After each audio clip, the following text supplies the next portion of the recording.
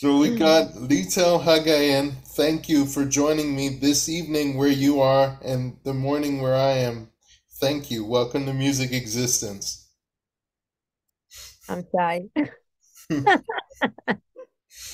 Don't be shy. I'm here for you. This is a good experience. I'm glad you're here. I'm glad as well.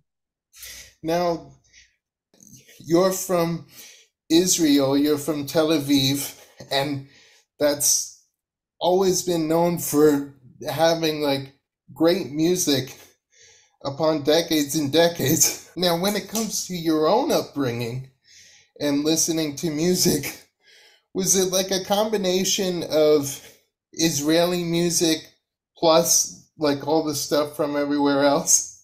I mean, my parents like bought CDs of Israeli artists and they played the CDs in, I don't know, the car or in the house. So, and the radio, I also listen to radio, but Israeli radio, but not much as I listen to other stuff abroad, nothing from Israel. Oh, So all I right. think So, my my main my main influence, if that's where you go to, is less music from Israel. oh, okay. So it wasn't like you didn't really feel like a direct connection to these artists of the past. Like the ones that I checked out um, were like Kavaret and Machina and bands like that. But everyone, I guess, has a different relationship with the bands in their country compared to what they discover on their own. I think one of my first songs I played was like one song of of Machina Oh, yeah. and things like that. Yeah, because I had a book of chords that I took from my old brother, and it has only most of the songs in the book was Israeli songs. So I did know Israeli music then these days, but it wasn't like listen to Metallica, you All know. right. It wasn't that widespread, right? It wasn't excited as much Oh, as okay. It didn't excite you as much. yeah, yeah, never. Even I- though we do have a classic singer that I listen to a lot, which his name is Eric Einstein, oh, okay. and I did listen to his music. Ah, that's cool. So there's a little bit Like a there. classic, very classic here. It's very, Yeah. very. Did you like feel more inclined toward like British artists and American artists? What were some of your favorites from those scenes? It depends in what age, because when I was like 10, before I played the guitar, when I was really young, I really liked like a pop band named Westlife. Oh yeah, Westlife. It's I back was a in the fan of day. Westlife, but when I grew up, it was less pop, more rock. Mm-hmm. I was influenced by my brother, which he was listening to, Metallica and Nirvana and some Led Zeppelin, and then I discovered Extreme, the band Yeah. who sings more than words. Yeah, more than words. Yeah, but when I bought their CD, I found out they are like more like a metal band. Yeah, yeah. And then someday my brother came back from a store next to like a CD store, and Mm-hmm. he told me, "Listen, I just bought a nice CD. You should check it." And it was like an album of Porcupine Tree named Oh yeah. Recordings, and Wow. it's a famous album, but I think it's one of their best album. And this is how my relationship began with the porcupine tree. Oh wow, And so Porcupine Tree was like the catalyst for like more from Porcupine Tree. Did you branch off into other artists like, oh, like this member of Porcupine Tree is affiliated with this band, so now I can, branch off into that band and or was it all just kind of random? um, I think it was random. I had like on my previous relationship, uh the man that I lived with, he had like a big box that you can open, Yeah. and you like he had like many CDs, and I found many CDs in his like library Oh yeah. that I was listening to. For example, this Mortal Coil, I found this CD in his um, package. Yeah, wow, Mortal Coil. Yeah, and I had a big influence from this Mortal Coil, I think. Yeah, well, that's cool. I mean, anyway, whether you do it, when you're growing up or when you're at like a stage of life where you can really take that music in, that's what matters. And when it came to your upbringing, you mentioned in one of your previous interviews that your father and you are very similar and you get along really well. And in establishing that bond with him, was he one of the first members of your family to really recognize your talent as a musician? Yeah, my father was very supported uh, in me as a kid. He really always, I think that's what makes our connection like special. Like when I was 14, I we had a dog, like a poodle white dog that we had from like friends that couldn't keep take of her. And I was like, I think 8 when we got her, and when I was 14, she got hit by a car, Oh man. and my parents couldn't tell me this day that she's died. She died. They couldn't tell me, and I was Oh. um They like I couldn't was, find the strength to tell you, like, no. yeah, they didn't tell me, and I was stay up all night just to wait for the morning to see her. Oh And man. morning came, so I woke them up, and I told them I want to see Lichi. Take me to Lichi. And they like pulled the day until, I don't know, afternoon. Then my mother told me there is nothing to see. She's gone. And What? I got so hurt. I was Oh. 14, and I took the guitar and I wrote my first song about Lichi when I was 14. This was my like the first song I've ever composed, and I the first song I ever wrote. And my dad, he was so excited from this song that he he always cheered me to keep and write more songs about other stuff. And yeah, I think he was like something that helped me to like make it real. That's good. So like Because when you yeah, my mother, by the way, she's on the opposite side. okay. She always said, "You have to learn something. Music is not a job." That's what she said. So in other words, like she was like more kind of practical, like you have to Yeah. find a job, like this. Did you support it as much as it being a hobby, or was it like no, no music? No, when I finished my service, my army service, Yeah, because yeah. here in finish high school, we go to service the army. I finished my service and she was go study, go to college, go study. And I was like, no, mom, no, I have to make my dream come true. So I had luck to meet the right people on the right time. Yeah. I, And like your your formative songwriting efforts were based on that heavy moment.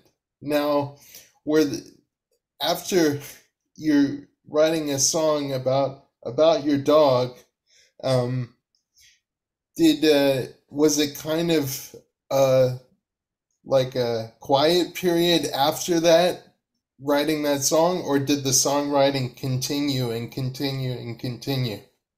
yeah, it continued.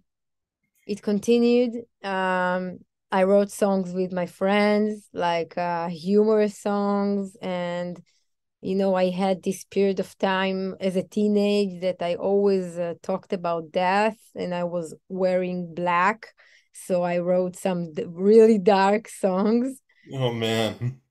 and so it was, you know, evolved with many many ideas because my friends and I from when I was in high school, like my friends from school, we also had funny songs that we wrote together, and I always played, and we were like gathering together to sing these songs. And then when I was, I think, 19, I had a good friend who died in an accident Oh man. while he was surfing, and here, like the Jewish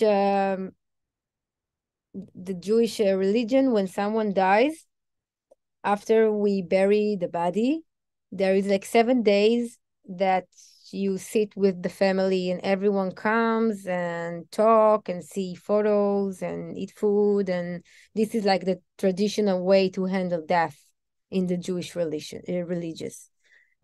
Sorry.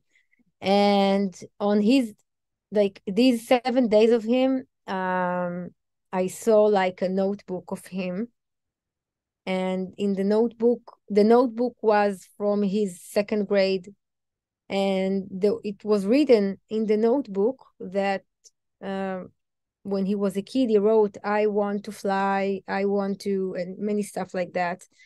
And I saw this, and a day after this, I had a dream about him, and when I woke up of the dream, I just wrote a song about him. And I called his mom and I told her, listen, I wrote a song about your son and I want to play it for you. So she said, okay, let's invite all the friends, come with the guitar and play it for everyone. And so I did. And she was his mother with she she's an amazing person. She wanted me to record the song in like a studio, and it happened before I ever, touched every DAW, before I ever was in any studio in my life. So we were looking for a producer, and he destroyed my song. He changed all the harmonies, and he cut off parts of the song, and he recorded it. Yeah, it was horrible. But uh his his mother, she got, like a song from me to her, and this was the idea. But like 6 or 7 years later, after I had like a few years that I worked in studios, and I already knew how to record and how to edit and how to produce, because I had the knowledge, I was experienced enough. I took the song and I produced it from scratch. And on 2015, I sent her, like his mother, the new version of the track. And today, they had this commercial day. How you call it? Commemoration. Is that the word? Yeah. So it fell on the same day as my aunt, and I wrote her, I can't come today because it's my memory day of my aunt. I cannot come to your son's memorial. So she wrote me, you are always with us. We are always listen to your song. Wow. That's powerful. I mean, if one guy like takes a giant shit on your song, it's always up to you to like take the initiative and say, "No, I can do this myself." And like not only that, but I can produce a version on my own that's like 10 times, even 100 times more poignant than, anything that whoever else like checked it out could do. You Yeah, because he changed so many harmonies and he cut the most beautiful part that I had in the end, like a D part, because I have many parts most of the time in my tracks. I don't have A, B, and I have many parts in the track, and he Yeah. just cut off a huge part. He changed all the meaning of my compose. So Yeah, that's bullshit because like it's one thing to respect an artist's vision, when you're working with the producer, but to go in and change like the technicalities, like specific parts, that's going like way too far. But like in those moments where you did like produce for yourself, do you notice that you've gotten a lot more confident these days these days, you mean as far uh as producing? Are you more like confident in your abilities? today, Yeah, compared to what? Like compared to compared to how you were in that session where that guy I like was completely 19. destroyed Yeah, your yeah. song. No, I was 19. I didn't know how, like, I didn't know what is, I didn't know nothing. I didn't know nothing. Yeah. But when on 2015, I already know. I knew. I already worked in studios and I already mixed and I already did some stuff that I didn't do on the age of 19. So, but yeah, of course, that the period of time when I created this album, I knew a lot. I knew what I'm doing. Yeah.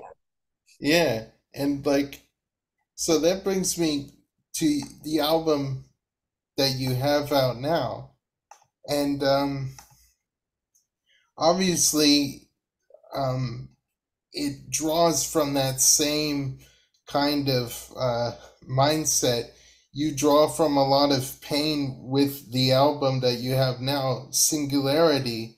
Did you feel like as you were going through that rough period of time, were you constantly writing, or did you wait until after the Ah, event no, no, no, happened no, no, to no, internalize everything and then write it all out? no. It was during this crisis I've been through. Yeah. And I didn't even know these days, I didn't know that I am creating an album. I didn't plan to create an album. It wasn't something that I was looking for these days. I just needed to do something with my emotions, to get it out somewhere, to express how I feel, to I have been a real bad period of time. It was the most painful I've ever had. And sometimes today I'm surprised that I survived, you Mm-hmm. know? I remember that I told my friend, if I won't die from sorrow, something will happen to me. I Hmm. cannot handle this pain. And what happened is you made this album. Yeah, sometimes when bad things happen, we cannot see the whole picture because we are in it. Hmm. But few years after, when we go outside and we can take a look of the whole picture, we see things that we couldn't see when we were in these times. You understand me? Yeah. When you're in those low moments, all you see is the crisis. But like, eventually, did it get to the point where you were like, okay, enough is enough? I have to basically like kind of force myself to move on at this point. I I don't feel that I needed to force myself to go. I mean, it's like more complicated than that because I was in a position in my life that I was waiting for someone to heal. Oh, okay. And I really had the faith that it will be all right and that everything will get back to himself. Everything will, you know, will will be like it was, like I remember, like what I used to had. Mm-hmm. And I was waiting. I really was waiting. Yeah. And it was like a month and 2 months and 3 months and half a year and then a year. After that, it has been past a year, I started to understand that something is wrong. Maybe to wait a year for someone is like too much time, and maybe he won't be back to himself. Maybe he will never be the person that I knew. Maybe, and I think after a year, I it was also evolves the COVID, all the COVID stuff. Yeah, when that gets factored in, it can pretty much mess everything up.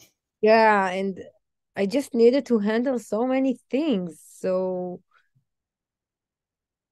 I think reality forced me to move on Mm-hmm. Yeah. because I wanted to have good life. I wanted to feel good, and I think emotionally, like everything that happened to me emotionally was so hard for me Mm-hmm. that something did happen to me, like health stuff and things like that. And Mm-hmm. after a year, I started to feel it on my body, the pains. I had pains, Yeah. not only emotional pain, like Physical physical. pain. It started to manifest physically. Yeah, yeah, It started emotionally, but then you started to feel the physical ramifications of yeah. what you're going I through. really had like pain attacks Wow. that I can't move. I can't sit. I can't stand. I was calling ambulance like every few months, as an ambulance came and took me to the hospital to give me something to my vein to stop the pain because I couldn't move. Really, Yeah. honestly, I couldn't move. And I think after a few months of this, like I don't know, 8 or 9 months of having these pain attacks, I went to a doctor, which uh, said these days. He said, "I think you have fibromyalgia, if you know what it is." Fibromyalgia. Wow. Yeah. It's tough. So I went to another doctor to check me. Like there is a specific doctor who check it because you cannot see it in any check. You cannot check it like as a test. Right. There is nothing that can confirm that you have it. Right.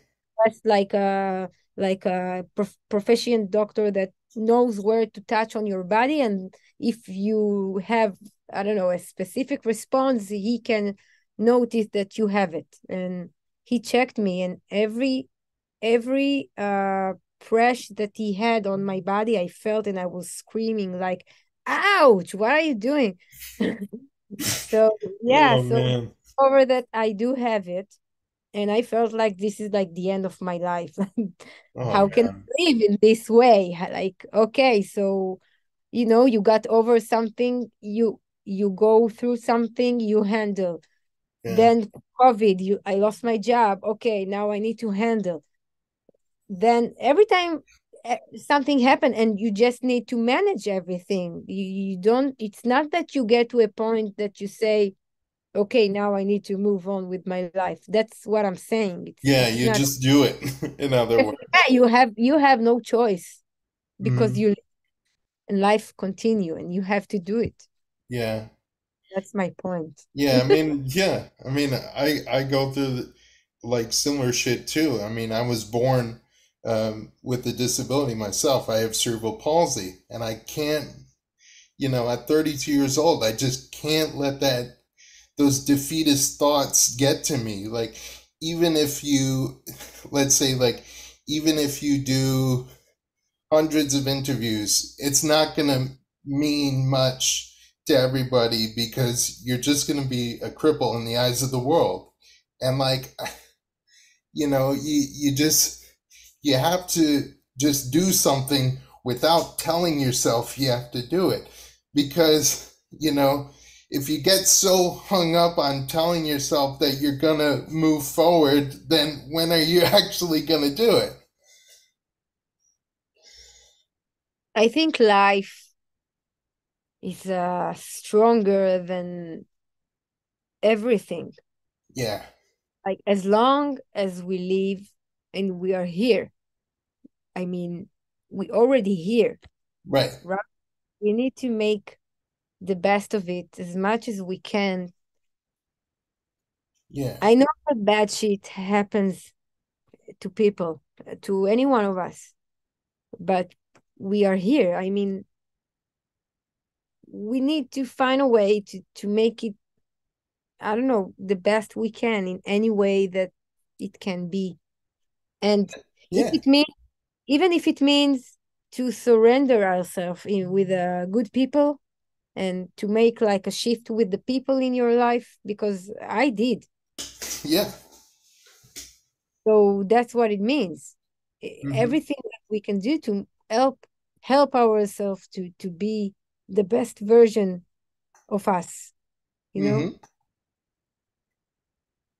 Yeah, I completely understand, and it's why um I decided to interview you. Of course, my friend was like telling me like you gotta meet this girl. She does good music. I think you guys would have a great interview, and like I'm impressed with how much you're able to express and how we're able to connect on that level. I appreciate that. I appreciate how open Yeah, you are. I think I like to share, and I think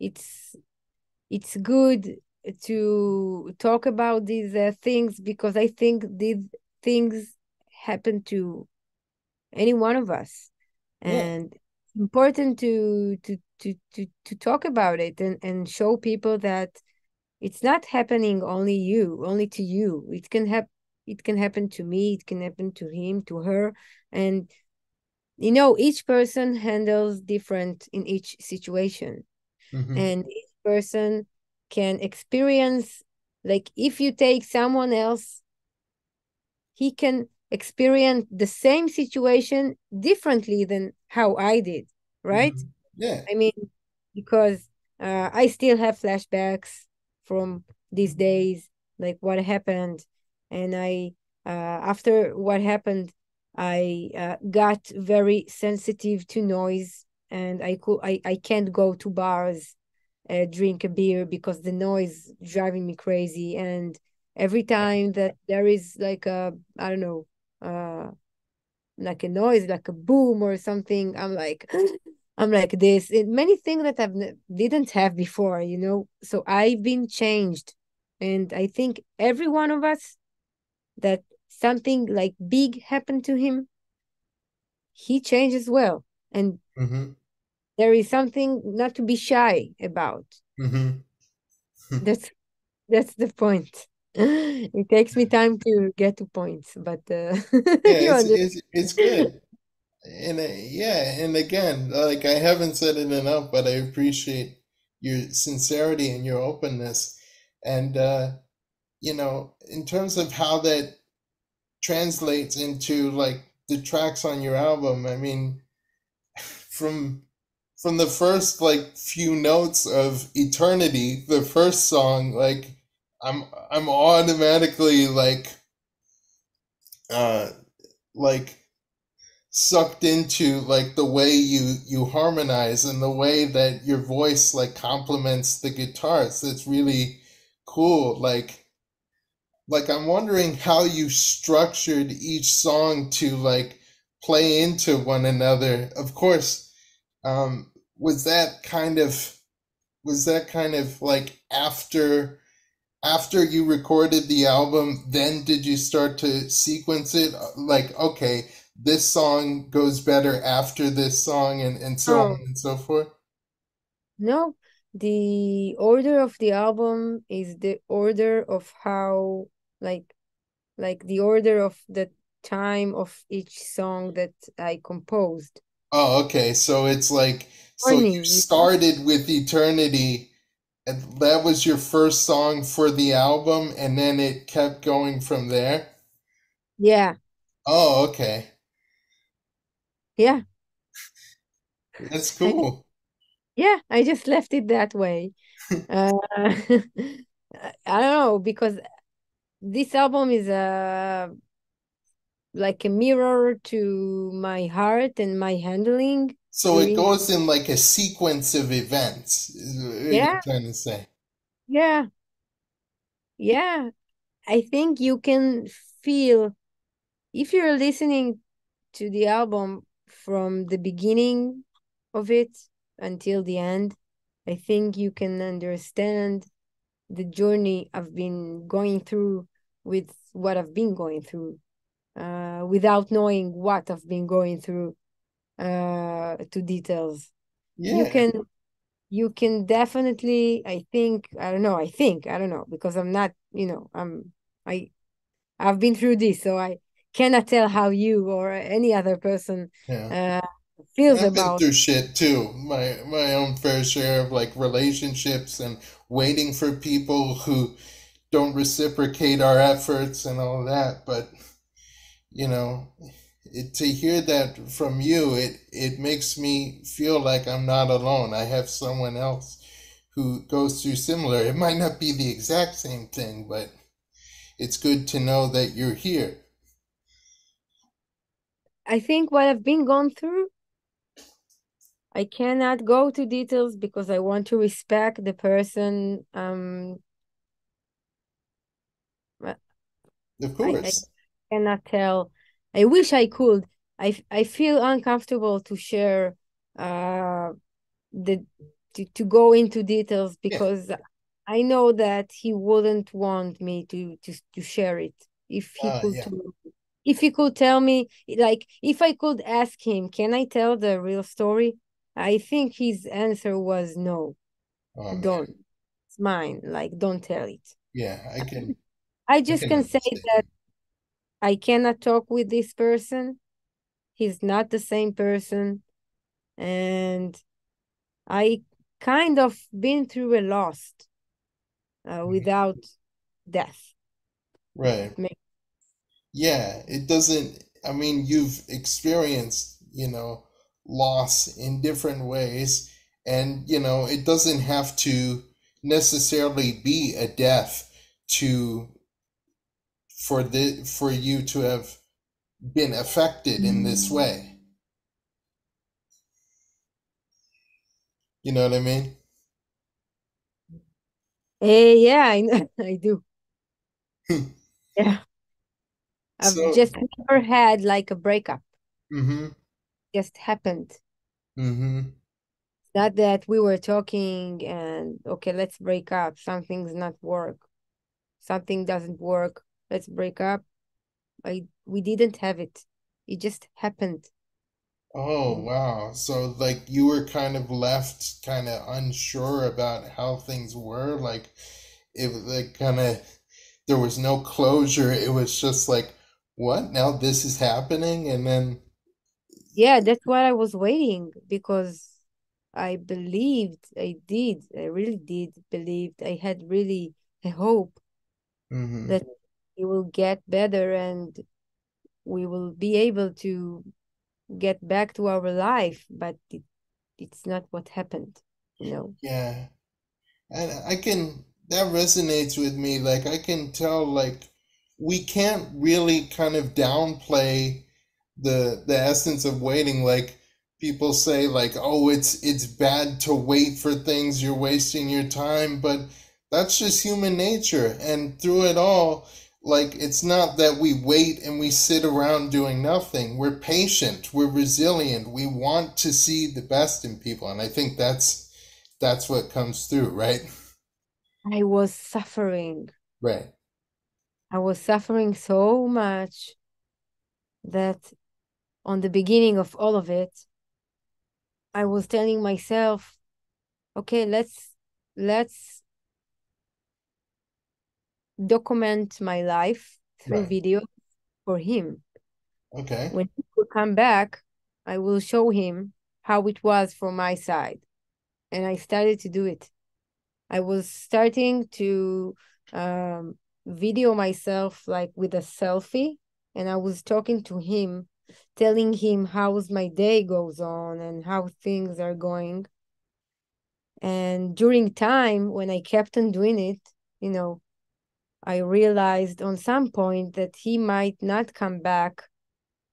And if you watch these videos, you might notice that in some point I'm starting to talk to myself and not to him. You can see the transition I've been going through in these videos. I have like a folder of 280 videos of Whoa. like more than a year. I don't know. I think I took the last one um a year and a half ago. It was the last one, and I was telling I was telling like to him or to myself, I don't know, this will be the last one because I'm starting new life from now. I cannot go on with this. Hmm. And and I was documenting everything with the album. I do have videos of some of my tracks in, the studio, during the I don't know, mixing, mastering. I have all the adventure documented, but it's Hebrew, it's not English. So if Oh. I'll ever do something with it, I should have add, I guess, subtitles. Do you feel like when it comes to chronicling like something you do in general, um do you like prefer it stay in Hebrew, or would you like to, like, I guess, let the rest of the world in and like put subtitles on those types of videos? What do you mean? What do you mean? Like, I guess, like, do you do you prefer like that those videos like be in Hebrew, or like would you at one point translate it into English? I cannot translate it to English because it's like a real-time video. I cannot. So it's not something that you would go back to and then meticulously pinpoint, okay, No, this no, word no, translate this no, word, no. right? But I cannot express in English the way I express Hebrew. I Oh, can okay. I My English is okay, but it's not like Hebrew. And when when I spoke to him these days, it was our language. It was Hebrew. Yeah. So, oh no, I wouldn't change it. No. I don't even know if I will do something with these videos because it's pretty hard to see it because I'm totally broken. Yeah. Is it hard to did you at one point like revisit those videos at all, Yeah, or was oh I did did. did those feelings kind of rise up to the surface all over again, or had you processed it now to the point where you'd like made peace with it and it doesn't feel as intense to watch It those videos? so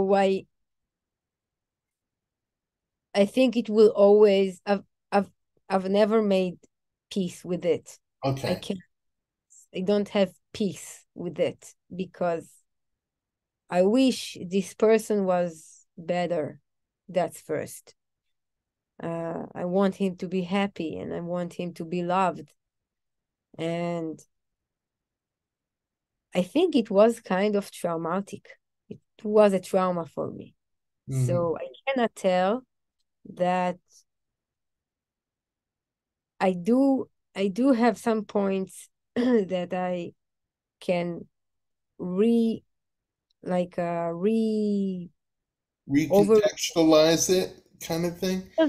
like it can sometimes feel like it happens right now or like it happens a minute ago or like it feels like it just Feels happened. fresh, right? Like it Yeah. just happened recently, right? So when I watched the videos, I was looking at myself and I felt kind of unconnected to me, to myself. And as long as the videos continued, I think I was looking at it and I was saying to myself something like, shit, I've been through so much shit. I I cannot remember it like when I watch the videos of it. I Hmm. have like holes in my memory of Right. it. It's really powerful. I think anyone should do it in some point of his life. Yeah. Um, I think in noticing that you've made the album Singularity, and you've noticed the response from people, um, like a lot of people like it. I enjoy it too, obviously. But um, do you feel like there's time now for a follow-up album, or is this like like just a singular piece just all on its own? I did start a follow up. I don't know if it will be an album or an EP or I do have like three tracks that are they kind of continuing to to the present album, Okay. and I don't know what it will become to. I don't know yet. I don't know. They're kind of processing kind of as you're going through this, as you've kind of done the rounds with this album, like these couple songs will turn into something eventually, right? I guess so. I guess so. It takes me more time because I'm more busy with my life today. Yeah, yeah. And But I cannot. how do you feel about these songs? Can you get like right into the creative process, or are you still kind of like maybe this works, maybe this doesn't work? Or do you feel like No, I'm really confident with this completely. one? Yeah, I do. I am confident about these ones. Yeah, and I also think I will leave the order of the tracks as they are composed. I mean, I think that that will be the order. I don't know yet. I do have two tracks that I record with as a duet with a colleague of mine Yeah. too, and I've never released any one of these tracks, so maybe I will use these tracks as a B-side or something. I don't know. Yeah. So when it comes to the album that you did, you worked with a team of people, and I mean, I know that you do your own productions, but did you um, did you I kind of leave it in the hands of like other people, or was it like collaborative? no no no no no no no. I first I most of the tracks, if not all of them, composed during nights. After I Hmm. finished my work in the studio, I just stayed and I composed, and and each instrument that I was recording with, like each instrument that is not me playing, Hmm. that is someone else plays, I was in the session, Hmm. tell him the player the what to do, like what to play, how I want the kick, how I want the snare, how Hmm. I want the bass, which guitar parts I want you to add. And I've never,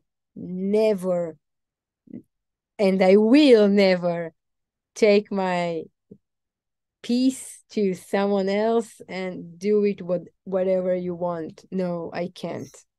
No, Right. because So I it I has to be exactly how you. There's mind, no yeah. compromise. There's no compromising your vision. There's no wiggle room. Like, oh, No, you because can do I can this. do everything. I can make like a rough drums in the computer and then come to the drummer and tell him, you see, this is a drum sketch. Okay, this is how I want it. I can do everything with the DAW I work, and I can, Right. yeah, I mean, I know what I want with any song of mine. It's not that I compose the song and I have no idea what will happen next. I do know. I have a vision of each track. And Hmm. most of the tracks, before I record the drums, they had like loops and things audios I cut and edited, and um I created like a picture before I started with any of the musicians that were playing in my song. You understand me? Yeah, yeah. So the vision was solidified long before you brought it to the musicians to kind of interpret their way. Yeah, I yeah, see. And how do you feel about their involvement with the album? Do you feel that they best captured what you were looking for? of course. Yeah. Are you relieved? Is it like relieved? Like, thank you. That's the take I was looking for. Um, I work with friends, good friends that I know for years, and I pick them, I chose to work with them because they know me and they are part of have been through this with me these days that I've been through this, what I've been through. They were they were a part of it, as friends. So I think it's also powerful that it's They not can not only only support you emotionally, but they're good musicians that you could really yeah, solidify your ideas with. they can understand the meaning of each track because they do know the story as it is, Hmm. you know? And I think it's powerful It when really you play is. when you play an instrument for someone, and you do know what the track is about, like you understand the meaning, you understand what is behind. It's not that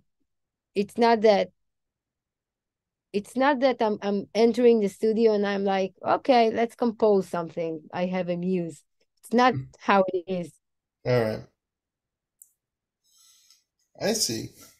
That's a good explanation, and I'm glad that you're able to, that the album turned out the way it did. And considering that, and what you've been through up to this point in materializing everything, what have you learned about yourself, not only as a musician, but as a person? Mm. uh, here in Israel. If you go outside the streets, you will see many cats, street cats. And I always say that I'm a street cat. Wherever you, wherever and whatever, I will manage somehow. I will figure out the path. I think that's the best I've learned about myself.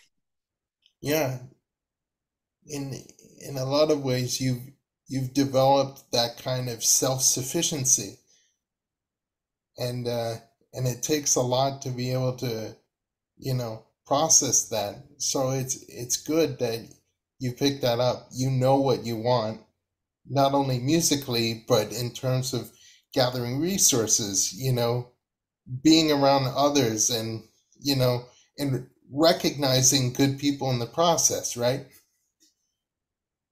I think also, yes, yeah, right. But also, I think a good producer, even if you produce for someone else and you need to pick musicians to work with, you need to make the right choice. Mm-hmm. I think it's like a part of the job. Yeah, and I think, well, one of the things that I noticed is that you actually mastered um, your album three different times. You wanted to have the best possible Mm. product, right? Or did you kind of look back and say, I think master number one is actually pretty good, but master three, that's where it's at. I'm crazy. Yeah. But you want it to be like that perfect, right? Is it like a perfectionist kind of mindset, or Yeah. oh, all right. Maybe a kind of an OCD also. Yeah, yeah. Yeah, I did. Where did I say that? How do you know that? Because I think it was in like the information on your album that you gave me, that it was mastered three different times. And I was Yeah. like, I wonder if she liked each master, but ultimately chose one just to say, like, the hell with it. Let's just go with this one. But you wanted, like I said, you wanted it to be like exactly like the best possible product you could be. For me, I mean, in Yeah. my, uh, I mean, I need to listen to my music and feel complete inside. Yeah. No way that I will release anything and I will listen it and oh shit, why did I miss that noise? Or oh, why do I say the and not the? I don't know, many things, whatever. It has to be perfect. Right.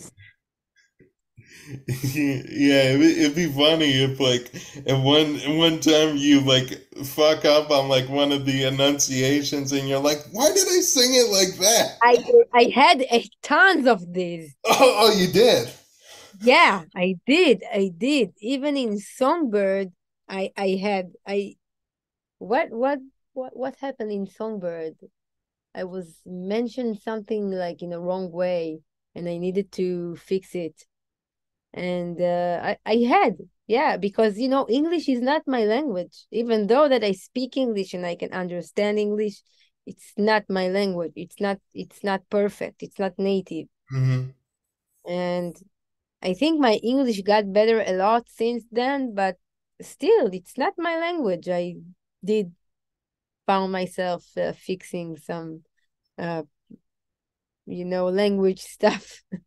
Yeah, and you done really well. Like over the course of these interviews, of course, there was things like you didn't understand right away, but we worked through it, and I'm impressed, and I'm grateful. I think my English got better because I like um the shoegaze community on Right. the Facebook that I found myself in it, luckily, because they are beautiful people from all over. Yeah, And I was thinking about that. Like we're part of.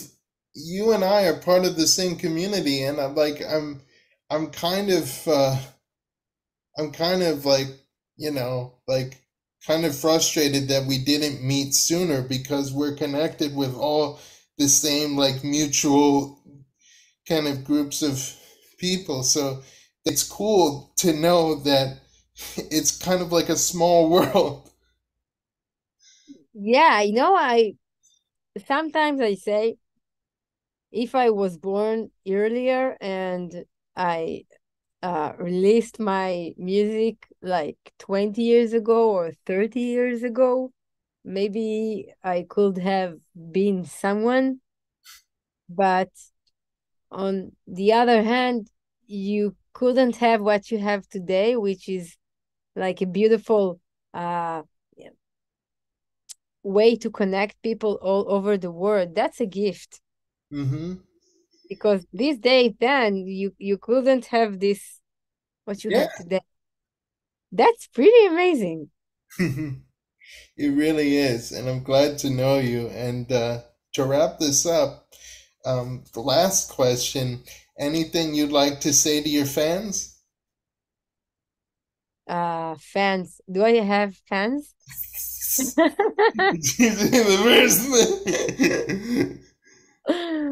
um, I don't know. Be strong. Be positive. Be happy with what you have. You can winning any situation in life if you will believe you will, I guess. Yeah, that's awesome. Thank you so much.